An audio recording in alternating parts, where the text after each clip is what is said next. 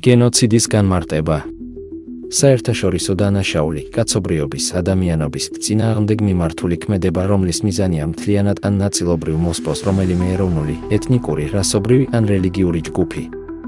არის ასეთი ჯგუფის წევრთა გაჟლეტა, მათი სხეულისა თუ გონებისათვის სერიოზული ზიანის მიყენება, განზრახ შექმნა ისეთი საარსებო პირობებისა, რომელთა მიზანია ჯგუფის სრული ან ნაწილობრივი ფიზიკური მოსპობა, ჯგუფის წევრთა შორის შობადობის ძალით შემცირება, მათი ბავშვების იძულებით სხვა ჯგუფის ადამიანთათვის გადაცემა.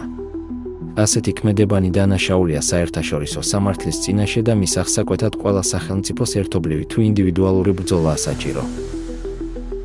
საქართველოში ესეთ მდიდარ ქვეყანაში, სადაც მმართველი პარტია თავის მოსახლეობას მიზანმიმართულად უქმნის ცხოვრებისთვის გაუსაძლის პირობებს, მიზანმიმართულად აძვირებს ყველა სახის პროდუქტს ოთხმაგად, კატასტროფულად ქმნის გაუსაძლის პირობებს ჯანდაცვაში, რათა გაამდიდროს მხოლოდ თავისი დაინტერესებული კლანი.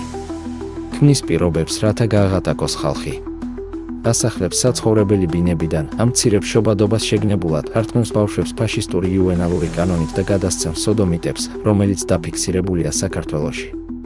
ადგილობრივ ხალხს, ქართული ცნობიერების ჯგუფს ანადგურებს და ქართველებს უფრო ნაკლები უფლებები აქვთ ვიდრე ჩამოსულ უცხოტომელებს.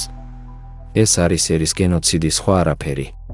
თქვენ კოც გამყიდველებო მალე აღმოჩნდებით საბრალდებო სკამზე, ვინაიდან ყველა ნიშანია გენოციდის.